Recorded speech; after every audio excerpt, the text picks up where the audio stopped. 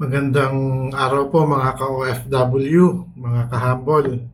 Andito na naman po tayo para magbigay ng update para sa schedule of payment. Medyo may changes sa schedule of payment o kung magkano ang babayaran natin sa ating LTAF. Yung mga ka-OFW dyan na pauwi, katulad ko, magre-renew na ako ng aking LTAF. Medyo tumaas ang schedule of payment, yung ating yung babayaran sa ating LTAF. Para dun sa mga hindi pa nakakaalam, ito yung kung magkano ang babayaran para sa type 1 for 5 years is 1,000 and 10 years is 2,000. Type 2, yung aking LTAP is type 2, 5,000 for 5 years and 10,000 na pala yung babayaran ko pag uwi ko. And dun sa mga sumusunod pa, 15,000, 25,000 at 50,000 dun sa mga type 4 and 3, 4 and 5. Para naman sa LEA, Law Enforcement Agency, it means mga nasa military or police, government employee, retired government employee, mga reservists natin, 50% discount sila. 5 years is for type 1 is 500 and 10 years is 1,000. Type 2 is 2,500 and 5,000 for 10 years and so on. 7,000 10 years, 12,000 and 25. Doon naman sa mga ating mga senior citizen, for 5 years 800, tapos yung 10 years 1,600 for type 1, 4,000 yung type 2 and 8,000 and so on and so forth. Kaya medyo tumaas ng kaunti, hindi lang siguro konti. Siguro alam naman nila kung bakit nila tinaas to.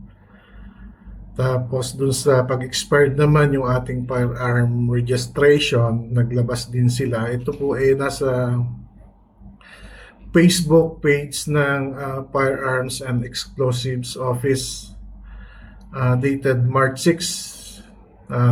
Nilabas ito. Effective ito March 16. So pag uwi ko, yung LTAP ko for renewal, 10,000 ang babayaran ko sa mga type 2 category.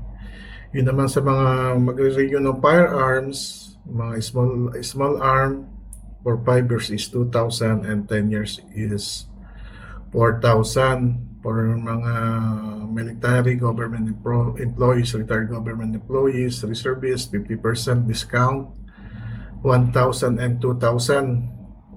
And 2,500 and 5,000, 500 and 1,000.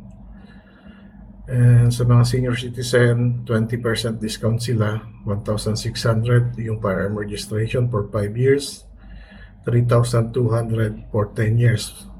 For example, meron akong tatlong firearm for renewal, halimbawa sabay-sabay, edi 4,000, halimbawa for 10 years, 12,000 kung may tatlo ka, kasi yung type 2 is maximum of 5 firearms siya. So 5 times 4,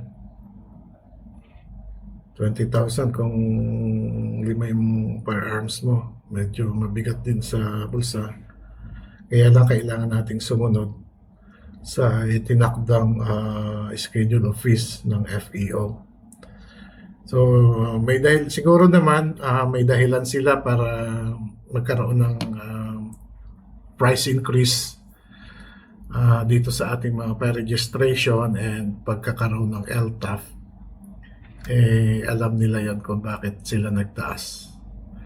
So yung mga uuwi na nakapanood ng video ko para sa LTAF, tumaas na ang ating schedule of fees, ang ating babayaran. Katulad nga nung nasabi ko kanina, pero yung PTC natin, wala pang, iba naman yung kasing office yon sa PTC Secretariat siya, sa Camp Crame din. Wala naman silang advice na magtataas sa isang firearm kasi ang PTC natin, 1 PTC per firearm, hindi pwedeng kung 3 baril mo isang PTC lang, hindi po. Ikukuha po natin yun ng tig-iisang PTC kung gusto nating madala yung mga firearm natin. Ang binayaran ko noon, katulad ng nasabi ko doon sa aking ibang vlog, is 6,200 para sa PTC. Ilabas niyo na po doon yung mga notaryo. Maximum 6,500, maximum. Pero yung talagang PTC na babayaran 6,200.